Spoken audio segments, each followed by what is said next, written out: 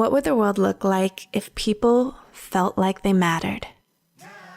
Welcome to the Lead with Love podcast, exploring what it means to lead with love in business and life. I'm your host, Jada Selner, and in this show, I'll share meaningful conversations to help you, the creative, the entrepreneur, the world changer, reach more people, go after your dreams, and serve your community with love. I appreciate you joining me. Now let's get cozy and start today's episode. Do you ever wonder what it takes to grow $1 million business? Especially when you have a big family and big ambitions to make a big impact in the world. If you have big entrepreneurial visions but don't want to lose sleep and sanity in the process, then this episode is for you.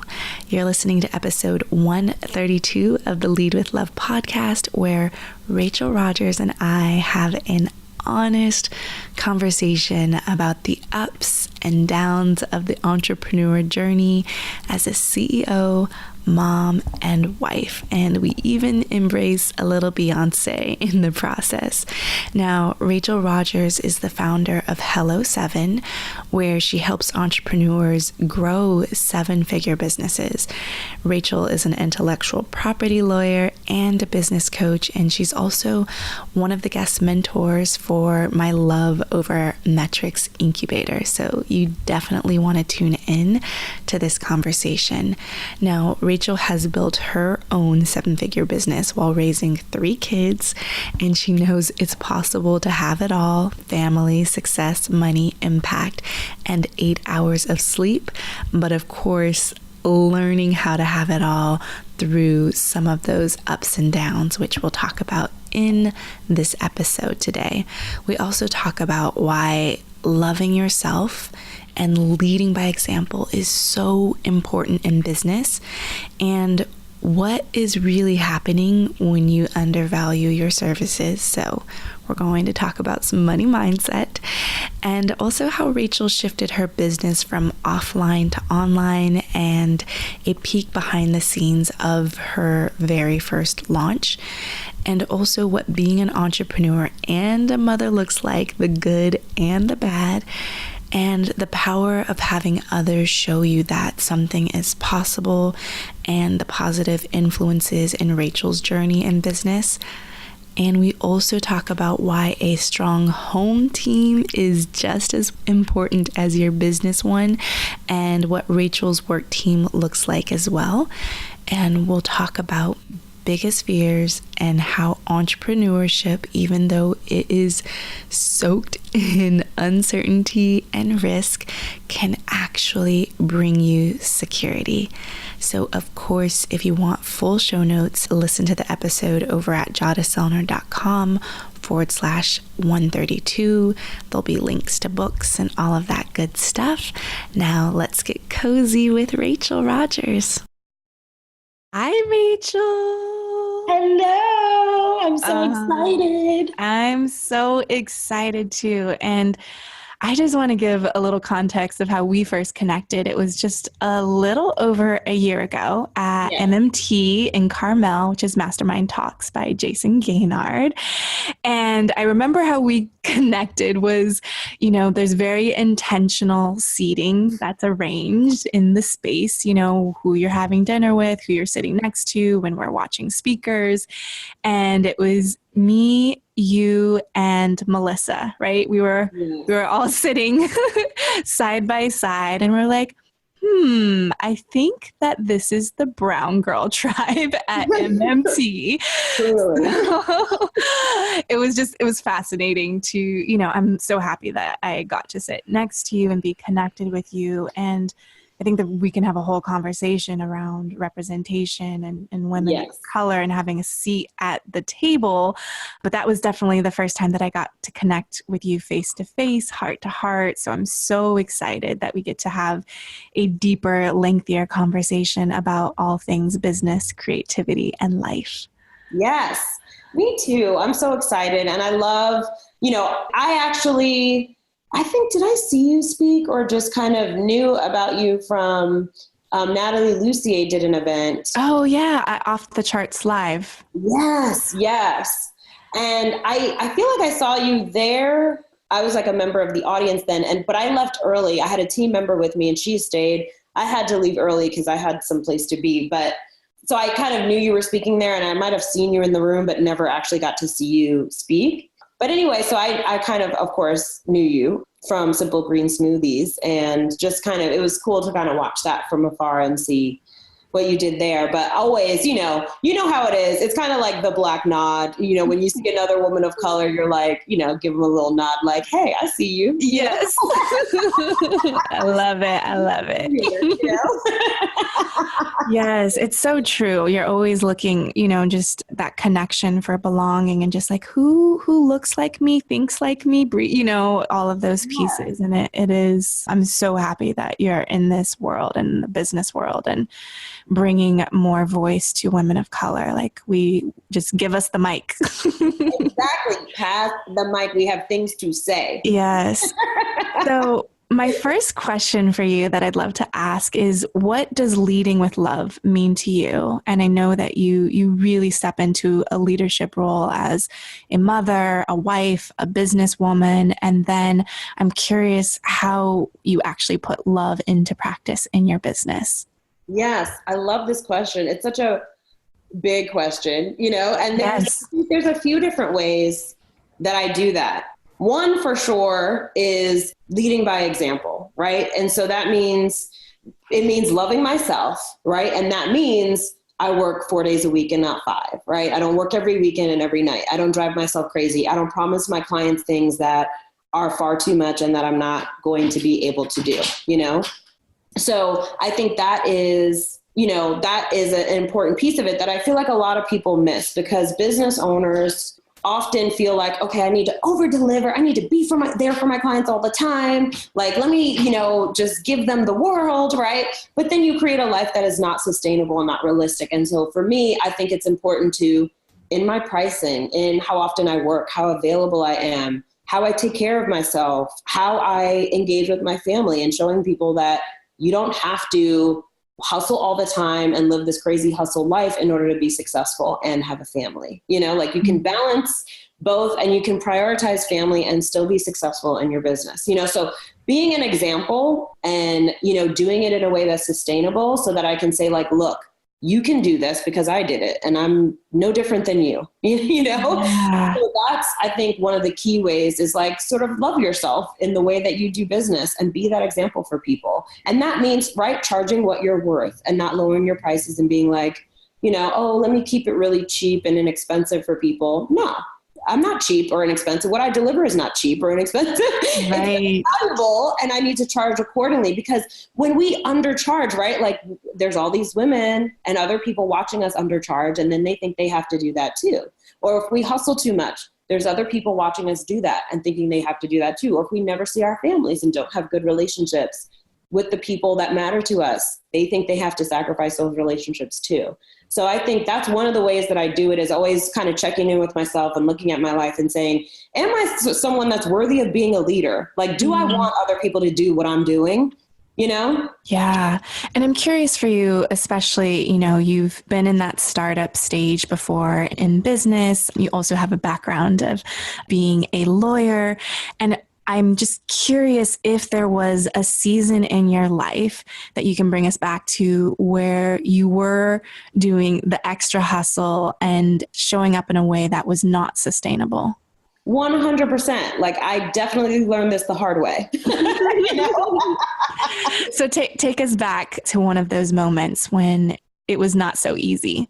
Yeah. So, for sure, when I started my business, first of all, I was just so excited about what I was building and the opportunity and, the opportunity to be creative, the opportunity to serve. Like, it was so much fun to me that I wanted to work all the time. And that was acceptable for a time, right? Because at that point I was married, but I didn't have kids yet. I had my bonus daughter, but she didn't live with us full time. So she was with us like half time, and then I was like so focused on building my business. And then like in the evenings, I spent time with my husband, and on the weekends I would spend time with my husband, but like sort of like from 6 a.m. to 6 p.m. from the moment I woke up, right, until it was like dinner time, I was like all in on building this business. And that was cool, right? That was acceptable. That worked for our time, right? And then I immediately, like 6 months into building my business, I got pregnant with my daughter. And then, a year later, I got pregnant with my son. So like we, quickly built, a family. And yet my hustle was not it was not waning. I feel like we were in a really good place when I had my daughter and I was pretty chill, but it was after my son was born. And the reason why that was is because I had been in business for about 2 years, 2.5 years. And it was now taking off, right? Before it was easy to have balance when I only had a handful of clients, and I was making, enough money to survive and be comfortable, like basic comfort, but it wasn't taking off. And then when my son came, it was taking off. And that was actually when I was creating Small Business Bodyguard and launched it.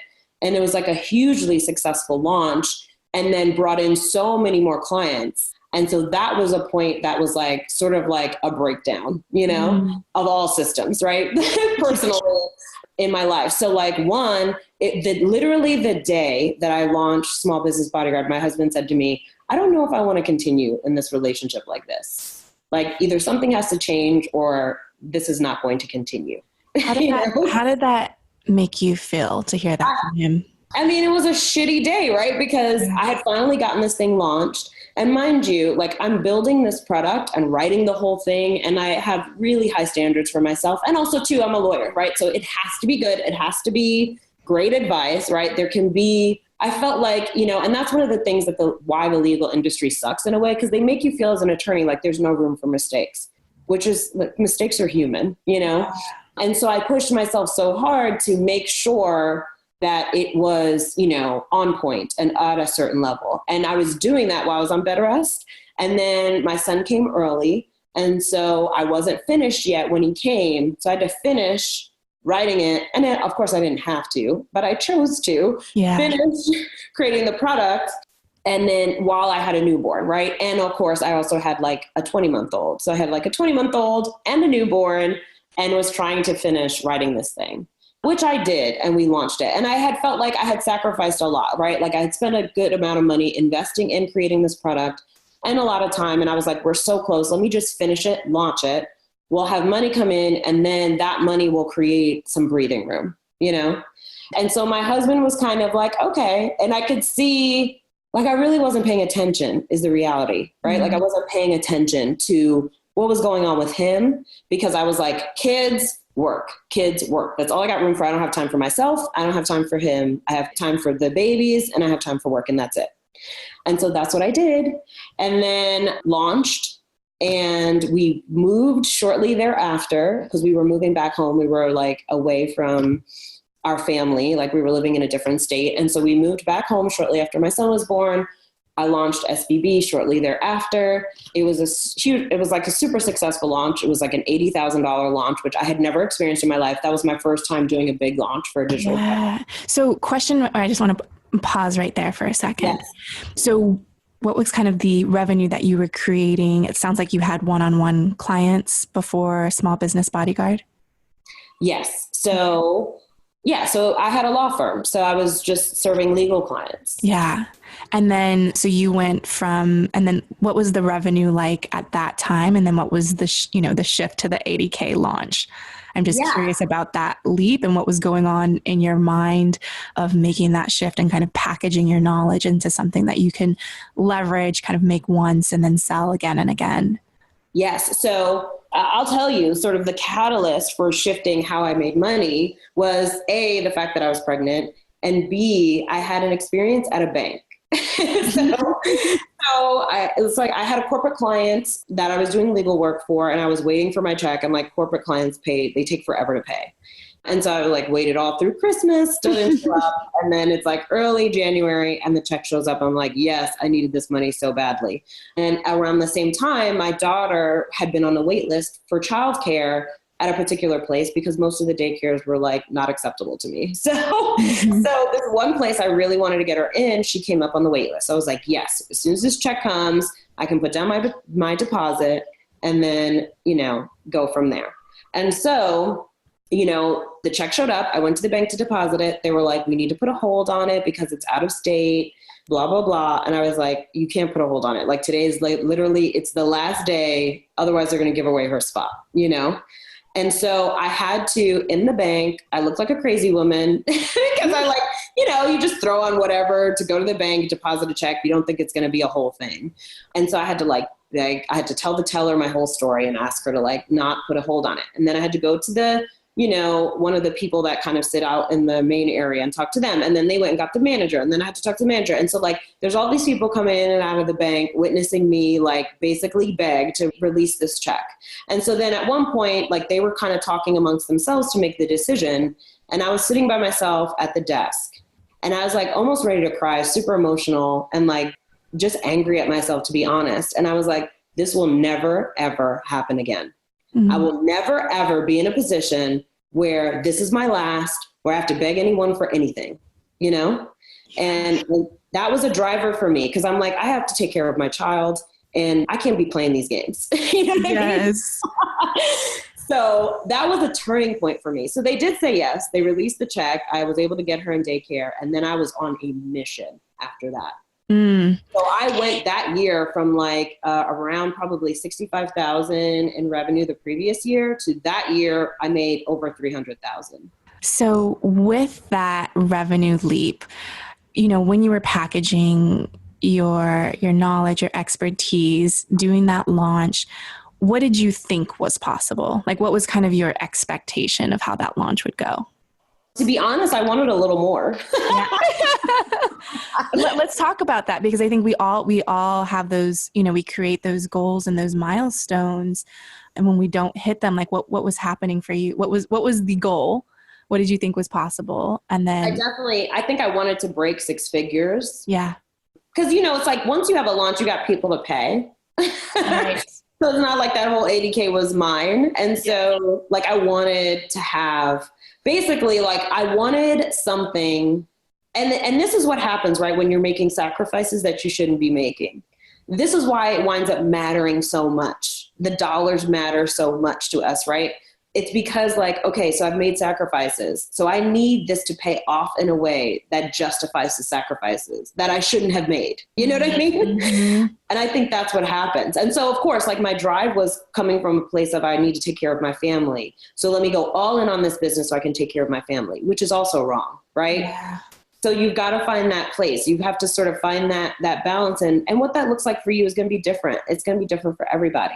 But I think you have to just draw a line and say, this is the line that will not be crossed. And I don't care. Basically, it comes to a place of this business is going to be built and going to be successful in a way that works for me, that works for my family and the lifestyle that I want for myself, or it's not going to be built at all. And I think you have to just draw that line in the sand and say, I'm willing to just go ahead and get a job like everybody else, you know what I mean? And just give up on this whole thing. It's not worth sacrificing my family for, I think it's such a great conversation to have, even in that launch cycle. My husband would I'd be just through this launch, we just got to get through this launch. And he's you're always launching something, and so you do have to create those clean and clear boundaries. And sometimes I think what people, especially as women, we beat ourselves up when we didn't have the boundary in the first place. And it's we didn't know, you not launched before, if you've not had your own business before. And so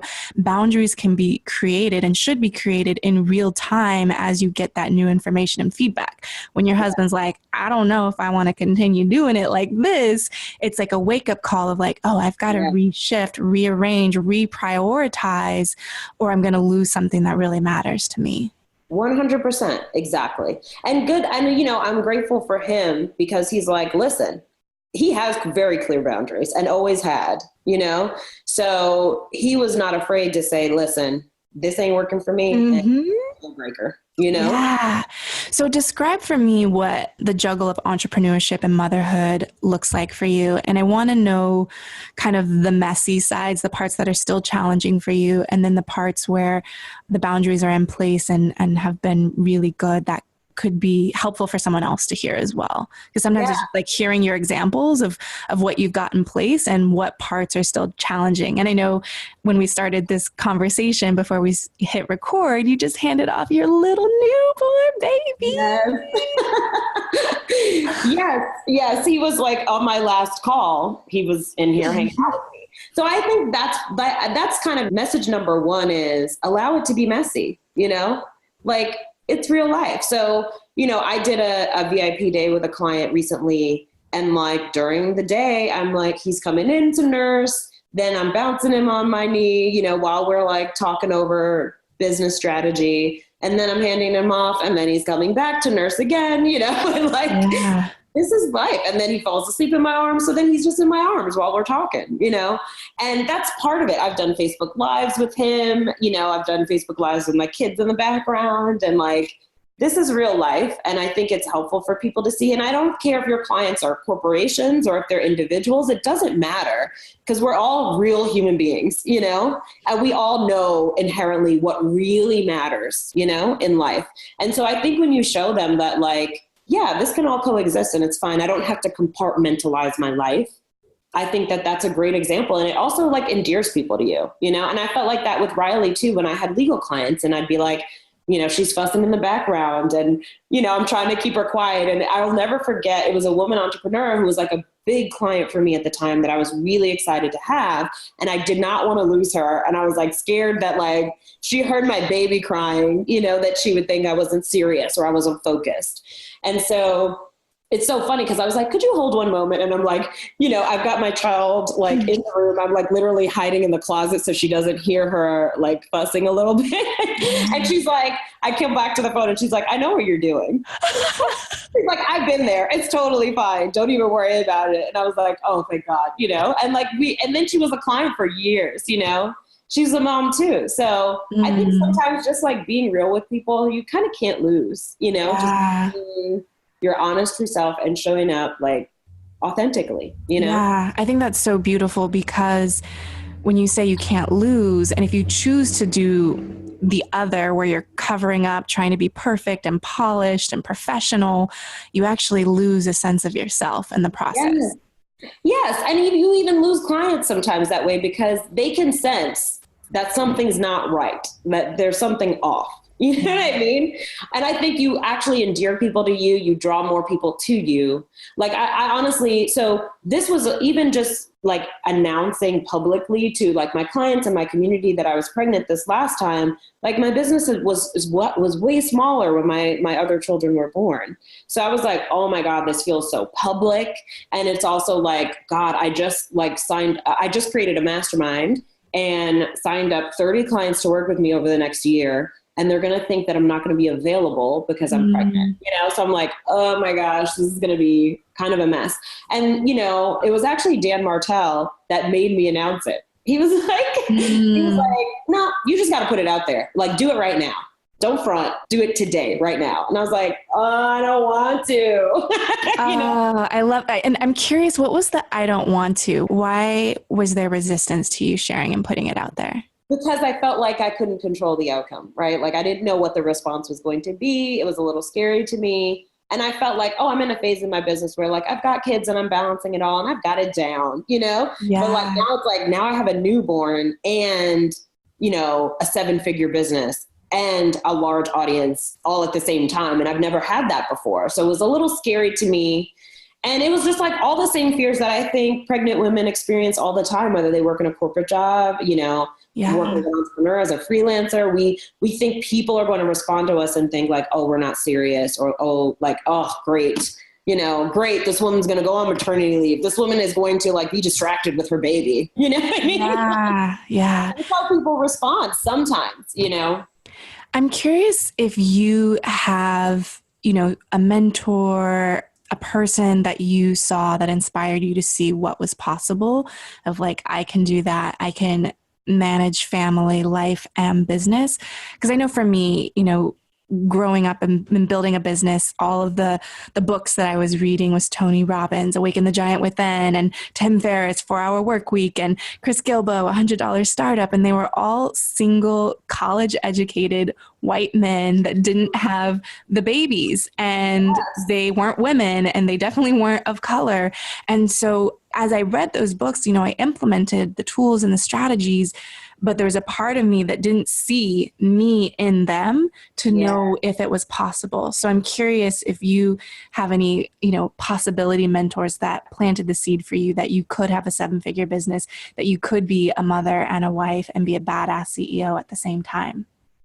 To be honest, I can't think of one single person, that was like a visible example at that time, like when I was starting. And I read the same books, that you just mentioned, and, saw examples of women. But early on, who I had worked with was Charlie Gilkey and Pam Slim. And I think Pam definitely had young children at the time and was building her business and had already been in business for years. And then Charlie, he didn't have kids, but he was a person of color, And so I think the two of them, they just kind of, meeting them early on as mentors, I think was really valuable because they helped me to see like, this is like, your dream is doable, whatever that dream is, And then it was the same thing. Another coach that I had early on was Yvonne Bino, and she actually used to scare me a little bit, to be honest. She was like my auntie, she's, a little bit older than me, Black woman. And like, I just so connected with her in a lot of ways. And I was like scared to not do the work, Right. I was like, I could not come correct, from my next call. So these were the people that she, at the time, right, was like a single mom with a young child. With a fairly young, older than my kids, but still, I could think he was under 10 at the time.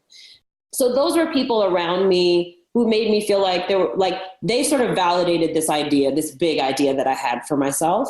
And honestly too, I think the other part of it was that I was in law school. Law school was a miserable experience for me in a lot of ways. I did not like the people that I was connecting with. It was such an ego trip on every level. It was insane.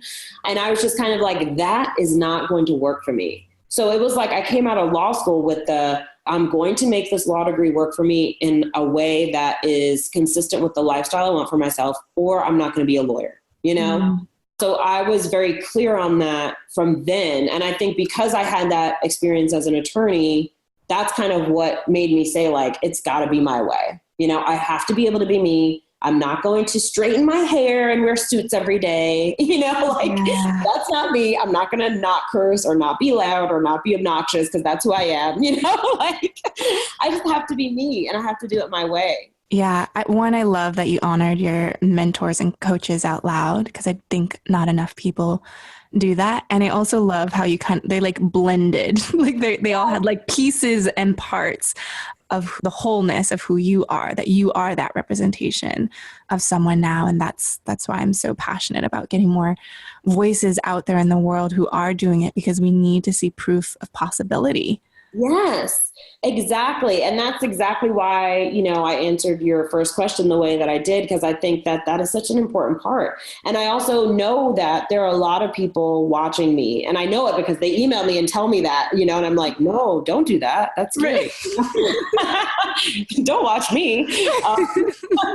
But knowing that, right. And like, being a leader means serving, right. And like, how can I make my life an example that that helps other people, and especially other women of color, feel like they can make the same things happen for themselves. So that's why I kind of watch what I do. And when it gets like out of balance, I bring it back to center, right? Because we all go off course. And I mean, that's why coaching is a thing. That's why we need coaches and mentors, because we sort of veer off course and get off track and then we come back, Yeah. So and I think that happens, to everybody in every way, Yeah. So I'd love for you to share the last time that you did get off track, where you felt overwhelmed. Just take us to that moment in time and then share how you were able to get yourself back into the flow and focus. Yes. So I would say the last time would be just really recently after I had my baby. I was kind of like, I wasn't diagnosed with postpartum, but I had like baby blues basically. And, you know, it's funny because we were building a house this year, and that was a huge like dream and vision that I had for years, like to just provide like a comfortable home for my family where we could stay long term, that had enough room for all my children and like all my visitors, because I love to host. So my friends come visit, my family comes. So like it was super important to me and something I wanted for so long. And so we kind of built this out and made it happen. Right. And so we're building the house, and like we were supposed to close on it, you know, and like be done and moved in months ago. But of course that didn't happen. So like builds took way longer than expected as usual. And then also my son, actually every other child that I've had has come early. And because I always have a complication that causes them to come a little bit early. So my daughter was 38 weeks, my son was 36 weeks, and I was on bed rest with him. And then I was on bed rest this time too, but he did not play that game. But I'm like already ready to go on maternity leave at 36 weeks. And he stayed in for another 5 weeks. So he didn't show up till 41 weeks. Wow. So he was comfortable. He was like, listen, I am chilling. I don't know what y'all talking about. Wait till this house is finished. Yes, exactly. Like, y'all ain't ready for me yet. Get this house ready. So he came Sunday, right? June 24th. And then we closed on our house June 29th. And then moved that weekend. And my husband said to me, he's like, you know, we don't have to move right now, right? Like we could stay in this apartment for another month and then move. And I was like, you crazy? I've been waiting for this house for like 6 months. Like I'm ready to move. So I moved, and those two things together, I think really threw me out of whack, you know? And it was just too much at one time. Like I really was like, let's see how much Rachel can handle. Right. Rachel can do, you know? And it's like, okay, yep, went over the line. For sure, you know? And then also too, like, so we had this big house, and it's like, it's a lot of responsibility. Like there's a lot of things that have to be done. It has to be maintained. The lawn has to be mowed. It has to be cleaned, you know, like right. That was not in the vision board. Yes. It has to be furnished, you know? So realizing like when you have more, you also have more responsibility. And then the same thing with my son, like, right. Like I want to be there for him and be, you know, just completely focused on him for a little while, which I did. The one thing I will say, my maternity leave was pretty great because my team was so on it. I mean, my business grew. We just had our best month ever. And I just got back from maternity leave 2 weeks ago, you know, which is pretty spectacular. And like just a testament to how valuable it is to be really focused on building out that team of people that support you and allow you to be great. You're right. Like this is not going to happen on your own. So it's like having the team in my business, that was awesome. But what I realized is I didn't have a team at home, and that's what I needed. And so that's what I had to build out. So, you know, just kind of getting the help that I needed at home, which includes, you know, a full-time nanny. It includes like our person, you know, who cleans the house. It even includes like freeing up my husband's time in some ways so that he can like sort of manage the household, you know?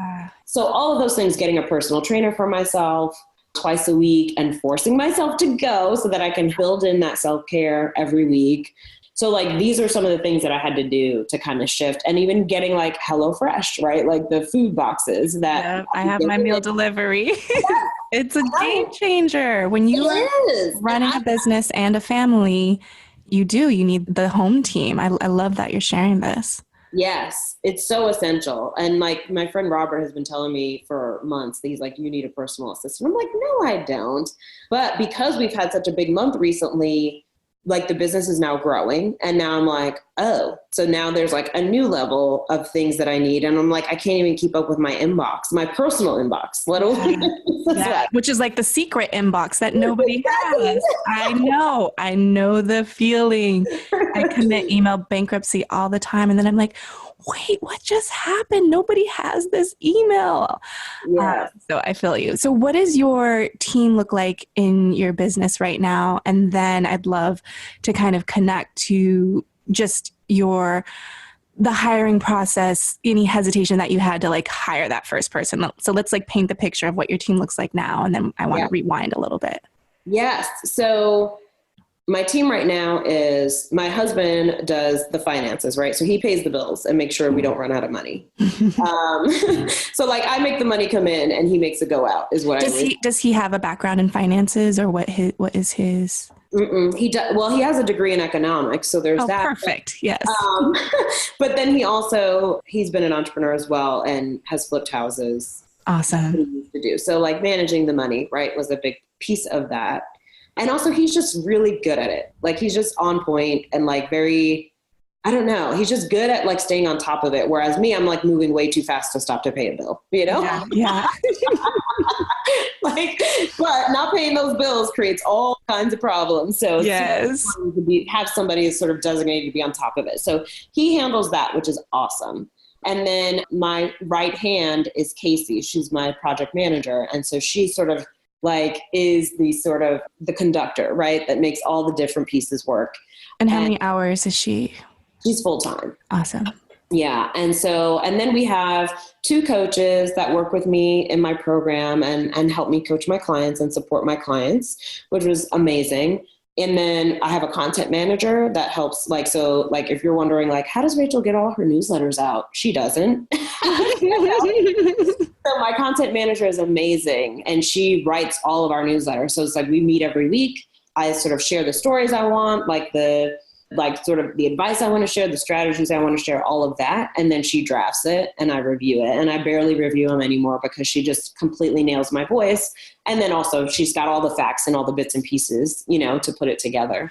And how long did it take for you to kind of let go of micromanaging or like reviewing so closely to the newsletter? I think it's just helpful for people, you know, because you kind of have your eyes on and then there's a moment. Like, how long did that take? Yeah. So we started to work together about a year ago. And so I would say probably about 6 to 8 months in, I started getting lazy with reviewing the newsletter. Right. But it's before you know it, I wasn't doing it at all, you know? Yeah, but I love that you share that because so often people, and I think this is a mistake that a lot of entrepreneurs make as their onboarding team, is that it takes time to build the momentum and the flow and the trust. It's like someone doesn't do something perfectly in 30 days and they're like, you're fired. Like, I guess I just have to do everything myself. And it just takes time to enroll people into the culture and the voice. And again, it's that same thing of love, of like communicating boundaries and preferences along the way. And we just don't know until we know. And it's like, oh, okay, so this here, I want to make adjustment. You know, you have to really give time to that. So I love that you shared that it was like 6 to 8 months just to give some people reality on the runway and the time it takes to build a solid team where you can really just let go. Yes. And I mean, I've been building this team for about a year, and I would say, like, for everyone, right? Like, we've sort of hit our stride right before I went on maternity leave. And then that was a big test too. Like, I'm sort of out of the loop. So it's on you, right, to continue the brand, to keep the message going and to continue to serve our clients. And they blew it out of the water. And almost, it's so funny because when I came back, I was like, I almost don't know what to do on my first day. Like, what do I even do anymore? Because like, you don't even need me. You know what I mean? Podcast interviews, speaking. And that's really the reality, right? Like, I always say that to my client, that your job as a CEO is to, 1, make sure the business doesn't run out of money. 2, harness talent, like find amazing people to bring them into your world and like help you do the thing that you're trying to do, bring them into the mission, you know, and then also set the vision for the company. And that's really, like, I feel like I've really moved into that space. And so I do those 3 things. And then the only other thing that I do is work in my zone of genius, which is like running our live events. And I don't even run them, honestly. I'm the speaker, right? Yes. And then showing up for trainings with my mastermind every month and doing our office hours and like coaching my people, right?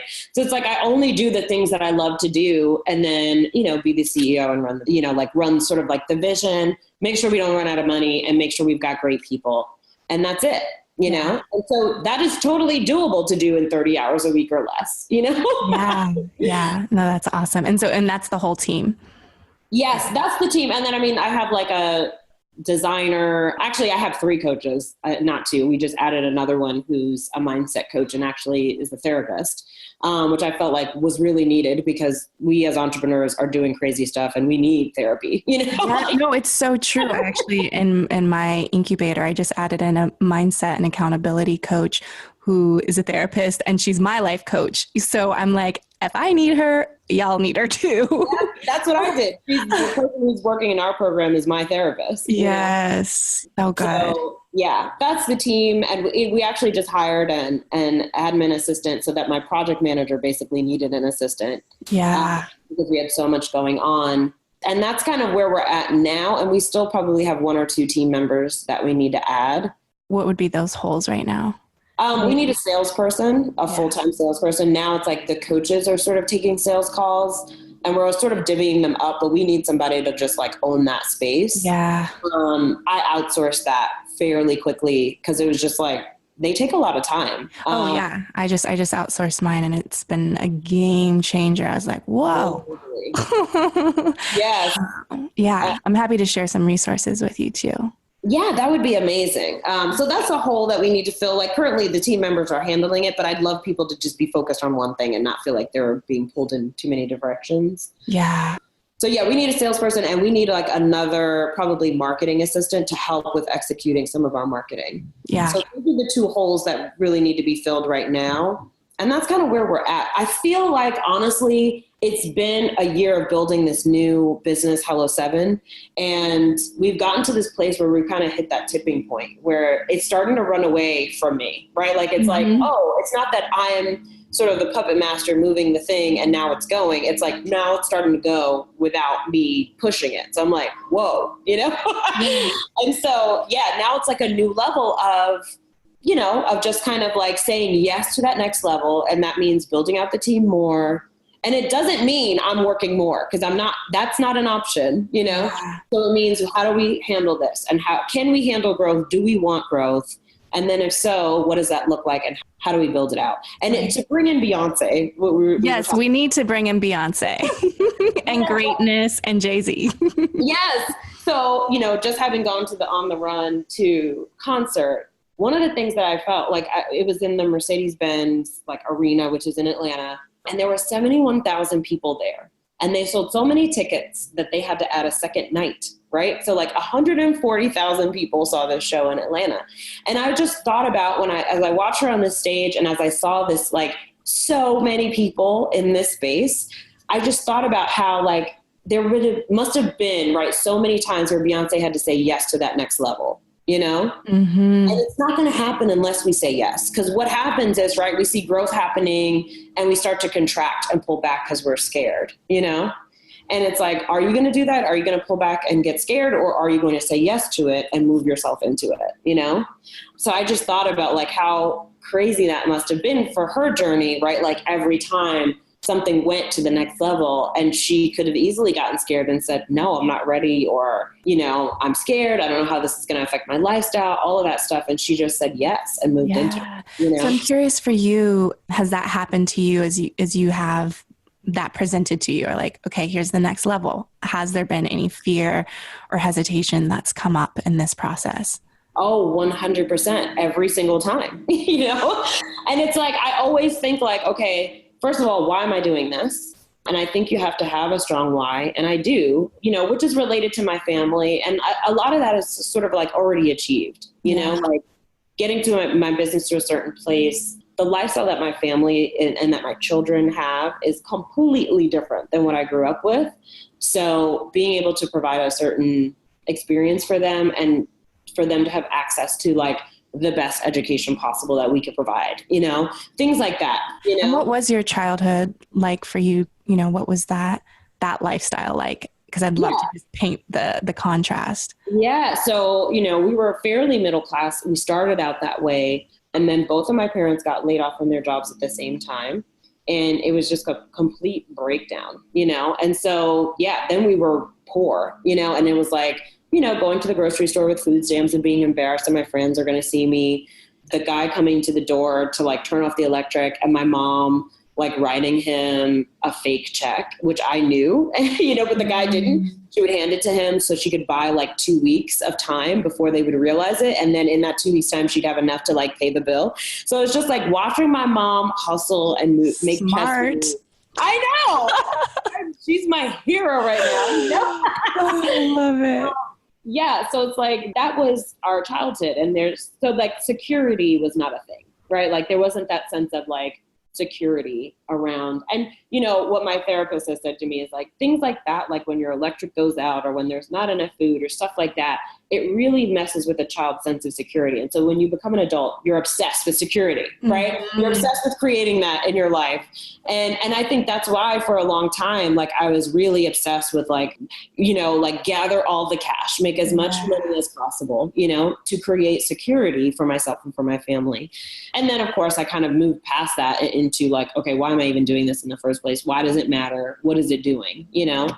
So yeah, so that's the contrast is like, yeah, we weren't in like the nice suburb with the big ass house and like going to private school and having access to activities and also just having access to our parents and being able to spend a lot of time with our parents every day. Like that is a luxury that most people probably in America do not experience. Most children do not experience, you know? It's so true. My husband and I, we drop our daughter off in the morning and we pick her up, you know, as soon as she walks to the corner with her friend. And, you know, a lot of her friends, and I grew up the latchkey kid, you know, where you're just like home by yourself doing your thing. And I love that reminder that it is a luxury for the time and access that we're able to be present in our kids' lives. And do you feel, you know, being an entrepreneur, I was talking to a friend the other day about, you know, there's a lot of emotional risk in entrepreneurship. So how did you see the path of entrepreneurship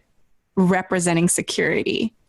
Because, you know, first of all, I've also watched my parents and my sister get laid off from jobs that they loved and that they were at for many years.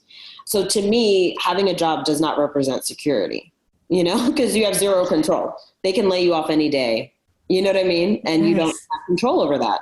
So to me, security was creating my own way, you know, like making money come in the door or not rely on me and not rely on some third party company. Yes. You know what I mean? Yeah.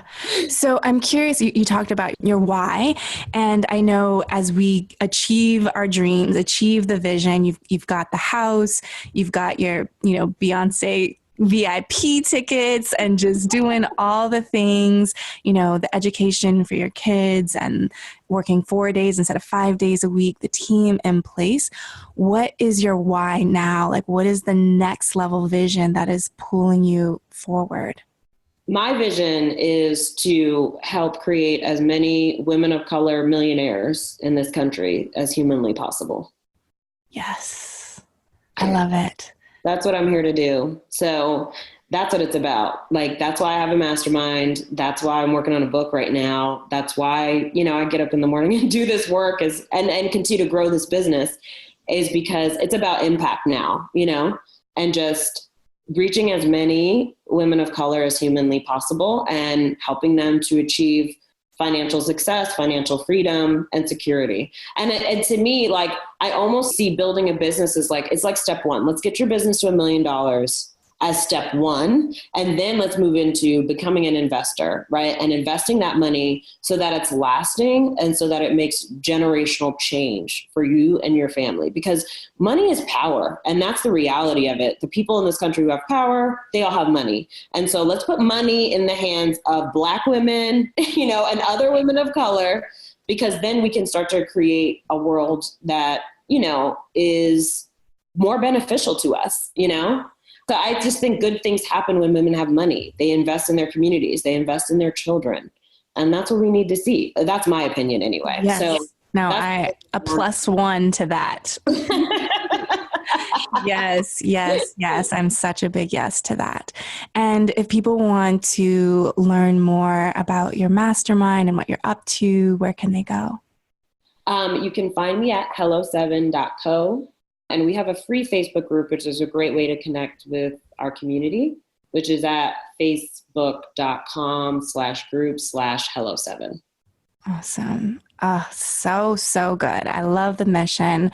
I love the why, and you really giving and serving from the overflow. It's like, okay, let me build my business, get those systems in place, have the security, the cash flow working for me. And now I can create that impact and serve others to create that same type of impact in their businesses and in their lives. It's so beautiful. Thank you so much. I think so too. I love it. I feel really lucky every day when I wake up, you know? Yeah. And I just appreciate your vulnerability and honesty about motherhood and entrepreneurship. And we're all learning and growing along the way. And there's going to be bumps and all of those beautiful things. So thank you for sharing your heart and just your mission with us. I appreciate you. Oh, thank you. And you know what? That's how I show up. I just keeps it real because I just don't know another way to do it. You know what I mean? Yes. Awesome. Thank you so much for your heart and attention in listening to Lead with Love. If this message, leading with love in life and business, and remembering the humans and beating hearts behind the numbers and all of that good stuff, I would love for you to take the time to leave an honest review. It would mean the world to me, and it also helps more people find out about the goodness and helping spreading more love in the world, which we really, really need. So I would really appreciate that, and I'll talk to you soon. Bye.